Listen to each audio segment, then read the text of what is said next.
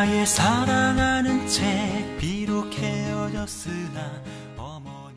그런즉 거짓을 버리고 각각 그 이웃과 더불어 참된 것을 말하라. 이는 우리가 서로 지체가 됨이라.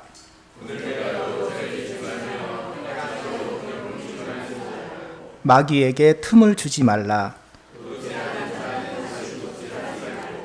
돌이켜 가난한 자에게 구제할 수 있도록 자기 손으로 수고에 선한 일을 하라.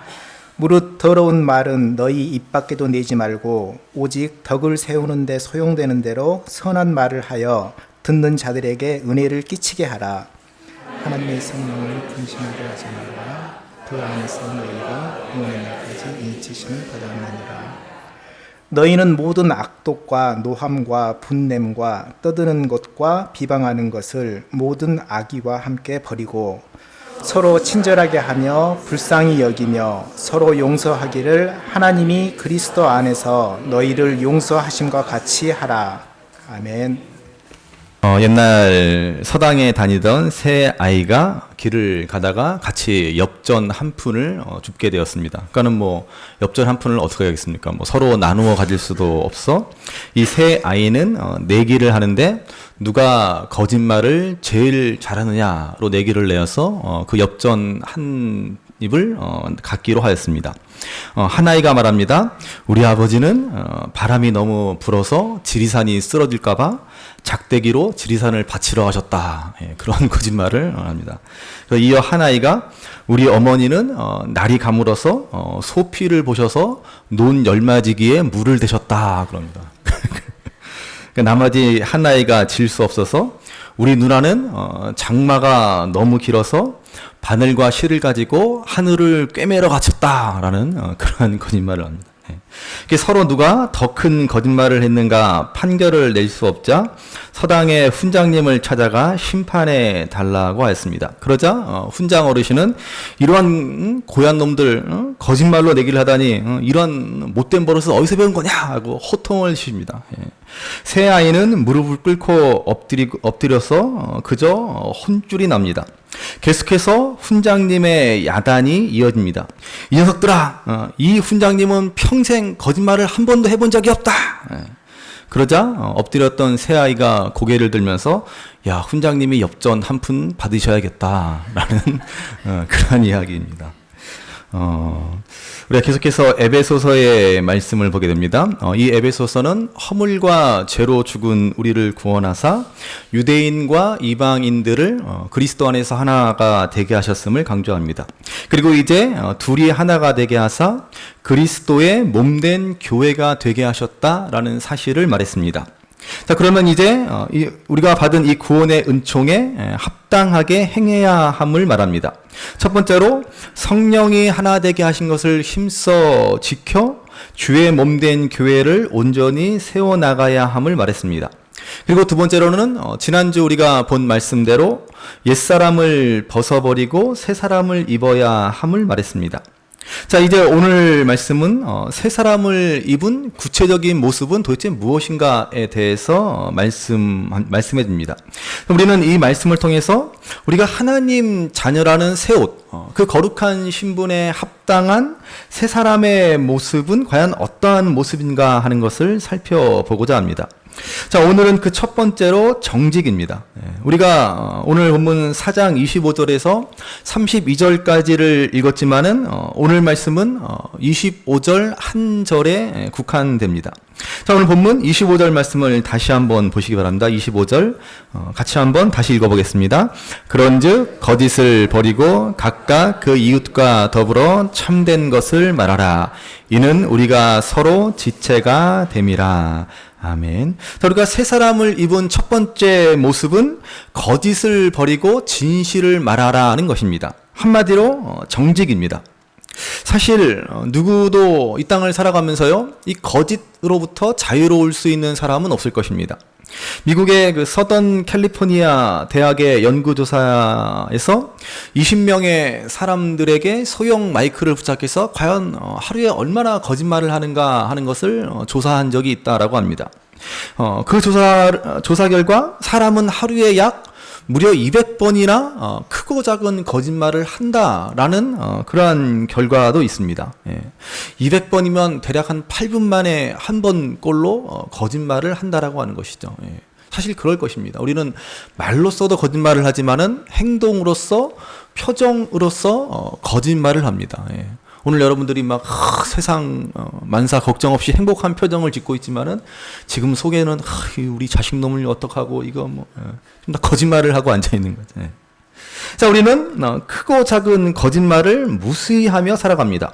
의도된 거짓말도 있고 무심코 내뱉은 거짓말, 그리고 전혀 모르고 자기도 모르고 한 거짓말도 많이 있을 것입니다. 그래서 이러한 유명한 얘기가 있지 않습니까? 아버지와 아들이 목욕탕을 갔습니다. 그래서 우리 어른들은 그러잖아요. 그 뜨거운 물에 들어가면 몸이 노근노근 풀어지면서 시원하다 그러지 않습니까? 그럼 이 아들이 어떻게 해요? 시원한가 보다 그러고 그 뜨거운 물에 그만 첨벙 들어갔다가 뜨거! 하고 소리치며 나오면서 혼자 뭐라 그래요? 세상에 믿을 놈 하나 없네. 그랬다는 얘기가 있잖아요. 우리가 거짓말을 안 할 수는 없을 것입니다. 그것이 죄로 물든 우리 인간의 한계라고도 할 수 있습니다. 그래서 언젠가 수요 예배 때도 제가 그런 말씀을 드렸지만요. 성경을 풀어 설명한 탈무드에서도 하나님이 두 가지 거짓말은 용납해 주신다. 그렇게 말합니다. 하나는 결혼하는 신부에게 이쁘다라고 하는 거짓말입니다. 그러한 거짓말은 하나님도 봐주신다. 그럽니다. 신부라고 다 이쁜 건 아니죠. 그렇지만 그날만큼은 예쁘다라고 거짓말을 해주셔도 괜찮다. 또 하나는 이미 다른 사람이 이미 산 물건에 대해서 그것을 잘 샀다라고 거짓말하는 것은 괜찮다 그럽니다. 딱 봐도 그냥 별로여도 야 이걸 뭐야 이런 걸 왜 샀느니 형편없느니 다른 데 가면 더 싸게 살 수 있느니 그런 말 하지 말라는 겁니다. 그런 말 이미 해봐서 뭐 합니까? 이미 산 물건인데. 그러니까는 이러한 거짓말은 해도 괜찮다라고 탈무드에서 얘기합니다. 소위 말하는 하얀 거짓말이라고 하는 것이죠. 나쁜 의도가 없고 이미 다른 사람이 한 일에 대해서 그것이 나쁜 일이 아니라고 하면 잘했다고 칭찬하고 힘을 북돋아 주기 위해서 괜찮다라고 말해주는 그러한 거짓말은 괜찮다고 합니다. 물론 이러한 거짓말도 주의해야 할 것입니다. 그러나 특별히 해서는 안 되는 거짓말은 다른 사람들을 속여 자신의 이익을 취하고자 하는 것입니다. 내 유익을 위해서, 내 이익을 챙기기 위해서 거짓을 말하고 행하는 것은 절대로 우리는 해서는 안 된다라는 것입니다. 그래서 우리가 옛사람을 벗고 첫 번째로 입어야 할 새 사람의 모습이 바로 정직입니다. 정직은 죄악이 만연된 이 세상에서 우리가 하나님 자녀로서 구별된 삶을 살아가는 첫 번째 모습입니다. 그런데 여전히 거짓을 우리가 말하고 거짓된 행동을 하고 있다면 우리는 아직도 옛사람의 습성, 옛사람의 옷을 벗지 못하고 있음을 말해주고 있습니다. 요한복음 8장을 보시면 우리는 거짓말을 하는 것이 얼마나 심각한 죄악인가 하는 것을 새삼스럽게 깨달을 수 있습니다. 요한복음 8장 44절에 보시면 예수님은 사탄의 정체를 이렇게 말해줍니다. 요한복음 8장 44절 말씀 같이 한번 읽어보시겠습니다. 그는 처음부터 살인한 자요 진리가 그 속에 없으므로 진리에 서지 못하고 거짓을 말할 때마다 제 것으로 말하나니 이는 그가 거짓말쟁이요 거짓의 아비가 되었음이라. 아멘. 여러분 우리가 믿는 하나님은 어떤 하나님이에요? 진리의 하나님이시죠. 이 하나님을 대적하는 사탄은 그럼 어떻습니까? 진리를 외면하는 진리와 정상반되는 거짓의 아비다라고 예수님은 사탄의 정체에 대해서 분명히 말씀해 주십니다. 그러므로 우리가 늘 명심하고 늘 경각심을 가져야 할 것은 우리가 향하는 모든 거짓말, 모든 거짓된 행동 뒤에는 사탄의 미혹이 있다라는 사실을 알아야 합니다. 우리들은 거짓말과 행동으로 누군가를 속이고자 합니다. 그러나 사실 우리가 누군가를 속이는 것이 아니라 사실 우리가 속고 있다라는 사실을 알아야 합니다. 사탄에게 우리가 속고 있는 것입니다. 그래서 어느덧 사탄의 달콤한 속임수에 빠져 우리가 거짓을 행하고 마는 것입니다. 그래서 흔히들 사탕발림이라는 말이 있죠. 사탕발림. 우리는 누군가 사탕발림을 하고 있을 때 그것은 사탕발림이 아니라 사탄발림이다라는 사실을 명심히 하셔야 됩니다. 앞으로 사탕발림을 하려는 사람이 있을 때 또 내가 그런 일을 하려고 할 때는 꼭 선포하십시오. 사탄아 물러가라. 속으로만, 겉으로 하면 싸움 나니까 속으로만. 사탕발림이 있을 때는 이것은 사탄의 발림이구나. 꼭 그렇게 경각심을 가지셔야 합니다. 우리가 성경에 나오는 대표적인 거짓말이라고 하면 사도행전 5장에 나오는 아나니아와 삽비라의 이야기를 생각할 수 있습니다. 아나니아와 삽비라의 이야기는 너무나 잘 아시죠. 자신의 전 재산을 팔아 그중 무려 절반이나 교회에 헌금을 하였습니다. 거기까지는 참 좋았습니다. 누가 자신의 재산의 절반을 교회에 헌금할 수 있겠습니까? 그런데도 이 부부는 재산의 절반을 헌금하고는 안타깝게도 그것을 전 재산이라고 거짓말을 하고 말았습니다. 이를 두고 베드로가 이렇게 책망합니다. 사도행전 5장 3절에 보시면 아나니아야 어찌하여 사탄이 내 마음에 가득하여 내가 성령을 속이고 땅값 얼마를 감추었느냐라고 책망하는 것을 볼 수 있습니다. 이 말처럼 여러분 거짓을 행하는 것은 사탄의 지배를 받는 것입니다. 그리고 뭐라고 그랬어요? 네가 성령을 속이는 것이다 라고 하지 않습니까? 여러분 거짓의 심각성은 바로 여기에 있습니다. 거짓은 사탄에게 속고 있는 것일 뿐만 아니라 성령을 속이고 감히 하나님을 속이고자 하는 것입니다. 하나님을 모독하는 정말로 심각한 죄입니다. 그러므로 반드시 명심하시고 반드시 기억하셔야 합니다.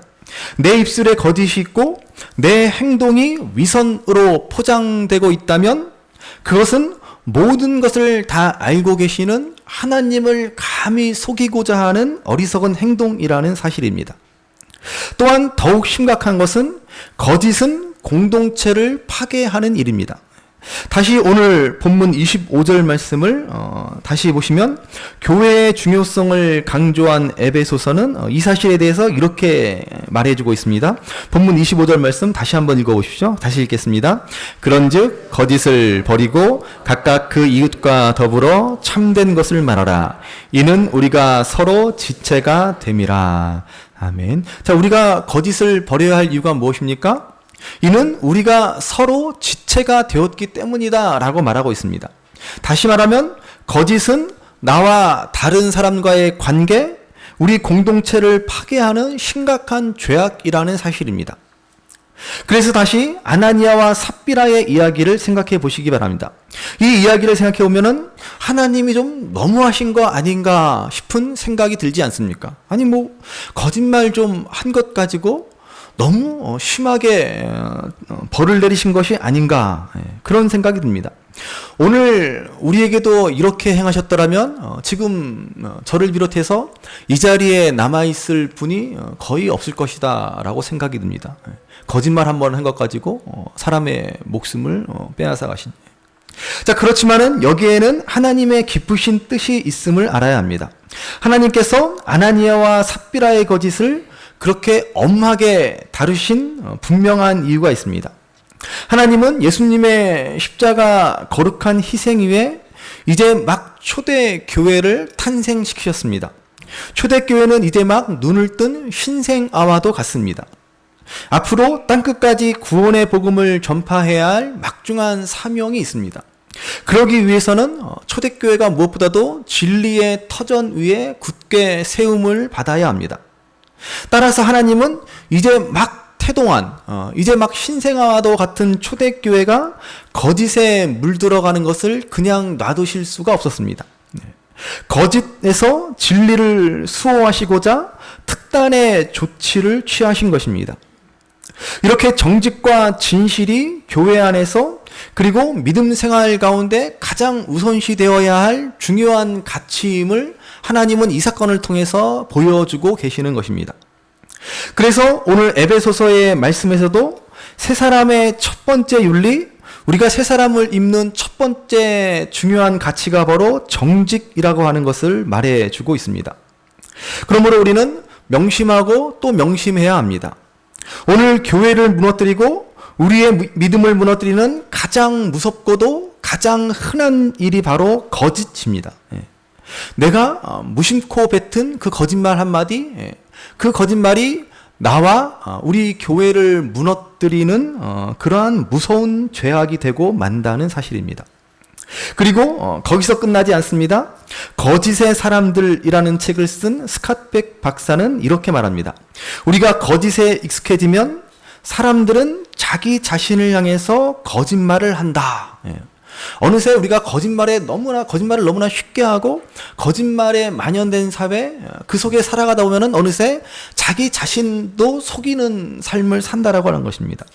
그리고 이렇게 말합니다. 그리고 그 거짓을 믿게 된다. 그렇게 되면 거짓말 장애가 된다. 그리고 나중에 이 사람에게 일어날 수 있는 최악의 상태는 그는 자기 자신도 믿을 수 없는 인생을 살고 만다. 이것은 인생의 최악의 비극이다 그랬습니다. 거짓말에 만연된 사회에서 그 속에 살아가는 사람, 그는 어느새 자기 자신도 속이는 삶을 살아가고 자기가 자신도 믿지 못하는 그러한 인생을 살고 만다는 것입니다.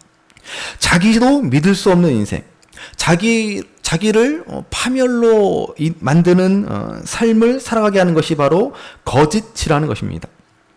이처럼 우리가 너무나 쉽게 행한 거짓과 거짓말은 나와 하나님과의 관계뿐만 아니라 다른 사람들과의 관계도 파괴시키고 결국에는 나 자신을 파괴시켜버리고 맙니다. 사탄의 교묘한 속임수입니다. 오늘날 우리 사회에 가짜 뉴스가 만연되어 있습니다. 정치인들조차도 가짜 뉴스에 속아서 알고 그러는 건지 모르고 그러는 건지 가짜 뉴스가 마치 진짜인 양 함부로 떠들어대는, 도대체 뭐가 진짜고 뭐가 가짜인지를 도무지 구별하기가 어려운 그러한 시대가 되고 말았습니다. 여러분, 이것이 바로 오늘 우리 사회, 우리 대한민국의 진짜 위기라는 것이죠. 지금 미중 무역 전쟁이 어쩌고 저쩌고 그래서 경제가 어쩌고 저쩌고, 아니요, 그게 위기가 아닙니다. 그게 위기가 아니라 우리 사회에 만연된 가짜 뉴스들, 거짓과 불신, 그것이 난무해서 서로가 서로를 믿지 못하고 콩으로 메주를 쓴다라고 해도 도대체 믿지 못하는, 그러니까는 어디 식당 가서 진짜 뭡니까 메밀묵을 주는, 진짜 콩으로 쓴 도토리 묵을 주는데 가짜 묵이라고 그 시켜봤더니 진짜 묵이더라고. 공자가 말한 것처럼요. 한 나라가 잘 되기 위해서는 세 가지가 필요하다 그러죠. 식량과 군사력과 신의가 있어야 한다라고 합니다. 식량이 넉넉해야 되고 군사력이 강해야 되고, 그래서 자주 국방을 유지할 수 있어야 되고, 그리고 서로 사람들이 신뢰하는 사회가 되어야 그 사회는 잘 될 수 있다라고 말합니다. 그리고 그 가운데 하나만 꼽아달라고 하는 제자에게 공자는 무엇보다 중요한 것은 신의라고 하였습니다. 아무리 나라가 잘 먹고 잘 살고 국방력이 튼튼해도 서로 간의 신뢰가 무너지면, 이 사회가 서로를 믿지 못하는 불신 사회가 되어버리고 만다면 그 나라는 멸망의 길로 들어서게 된다라고 하는 것이죠. 오늘 우리가 살아가는 이 시대의 대표적인 미신, 잘못된 신화가 뭐예요?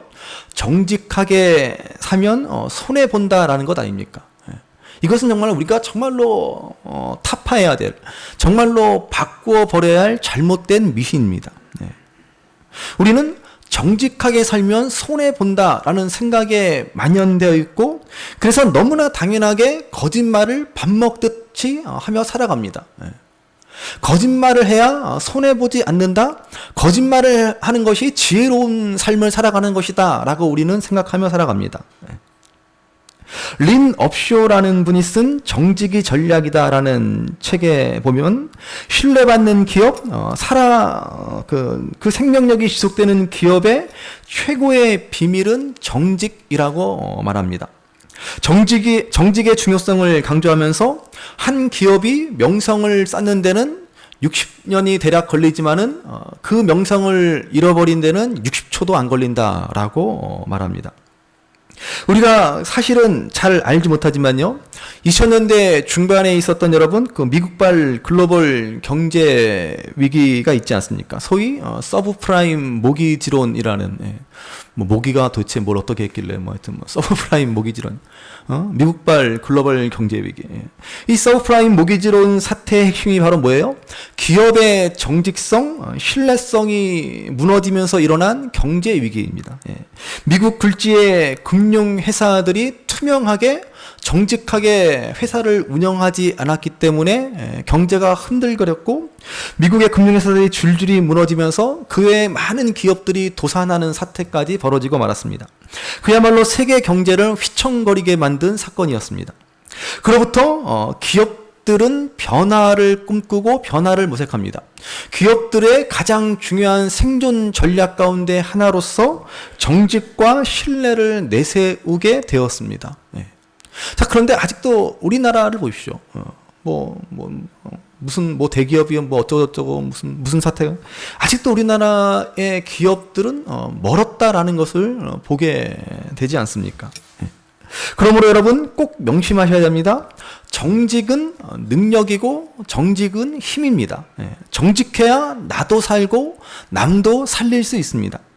정직하지 않으면 나도 망하고 내가 속한 공동체도 망하게 됩니다. 성경은 그래서 이렇게 말해줍니다. 시편 112편 1절부터 3절 말씀입니다. 같이 한번 시편 112편의 말씀을 같이 한번 읽어보시겠습니다. 할렐루야. 여호와를 경외하며 그의 계명을 크게 즐거워하는 자는 복이 있도다. 그의 후손이 땅에서 강성하며 정직한 자들의 후손에게 복이 있으리로다. 부와 재물이 그의 집에 있으며 그의 공의가 영구히 서 있으리로다. 아멘. 여기 정직한 자는 하나님을 경외하는 사람입니다. 진리이신 하나님의 자녀로서, 하나님의 백성으로서 진실하고 정직하게 이 땅을 살아가는 사람들입니다. 그런 자들의 집을 형통하게 하시고 그 후손까지 잘되게 하신다라고 약속하시지 않습니까? 그러니까 여러분, 정직하고 진실하게 살아가는 것은 결코 어리석고 바보스러운 일이 아닙니다. 정직하고 진실을 지키는 것이야말로 진정 복 있는 삶을 살아가는 일입니다. 그러므로 정직은 성령께서 우리 안에 빚어놓으신 하나님의 성품이다라는 사실을 기억하시기 바랍니다. 여러분, 믿음으로 산다라고 하는 것은 첫 번째로 정직하게 산다라는 것입니다. 믿지 않는 사람들도 물론 정직할 수 있습니다. 그러나 부패한 인간의 본성에서 나오는 정직에는 한계가 있습니다. 그러나 우리는 성령께서 우리 속에 이루어 놓으신 새로운 성품을 따라 정직하게 살아갑니다. 다른 말로 하면 내가 기준이 아니라 하나님이 기준이 되고, 사람을 의식하지 않고 하나님을 의식하며 하나님 앞에서 정직하게 살아가는 것입니다. 누가 보든지 않던 간에, 누가 알아주던 그렇지 않던 간에 우리는 하나님의 시선을 의식하며 하나님 앞에 믿음으로 살아가는 사람들입니다. 그래서 정직이야말로 우리 그리스도인의 첫 번째 성품입니다. 다시 한번 아나니아와 삽비라의 이야기를 생각해 보시기 바랍니다. 도대체 그들은 왜 그런 어리석은 거짓말을 했습니까? 그냥 처음부터 이것은 내 재산의 절반입니다 라고 헌금을 드렸더라면 얼마나 좋았겠습니까? 그렇게만 해도 얼마나 사람들로부터 칭찬을 받았겠습니까? 도대체 아나니아와 삽비라는 왜 그런 어리석은 거짓말을 했습니까?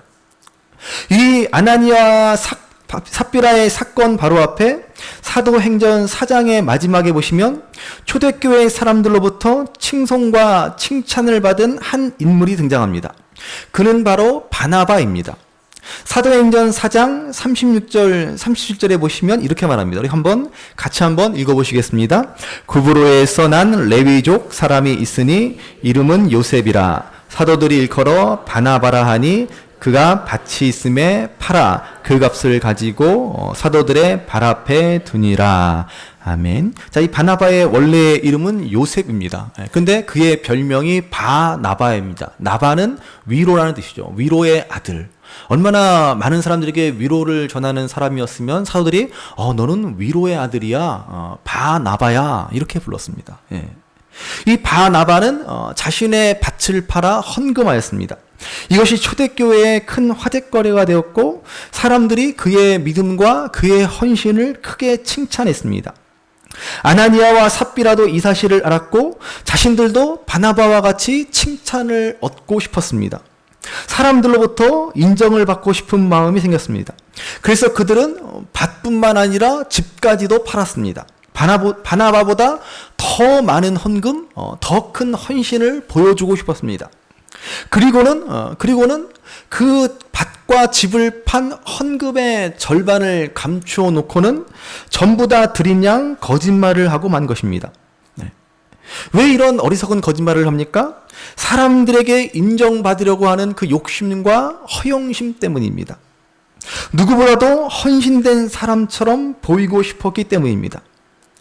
바나바는 성령이 충만하여 헌신하였다라고 하였지만은 아나니아와 삽비라는 사탄이 그 마음에 가득하였다라고 그래서 성경은 말해주는 것입니다. 여러분, 우리가 종종 바로 이 부분에서 넘어지고 이 부분에서 우리의 신앙이 그만 퇴색되고 맙니다. 열심도 있고 헌신도 있고 희생도 드립니다. 그러나 하나님 앞에서 드리는 열심과 헌신과 희생이 아니라 하나님보다 사람들의 시선을 더욱더 의식하고 하나님의 칭찬과 하나님의 인정보다 사람들의 칭찬과 사람들의 인정을 바라며 그 앞에 자랑하고 싶은 마음이 생겨버립니다.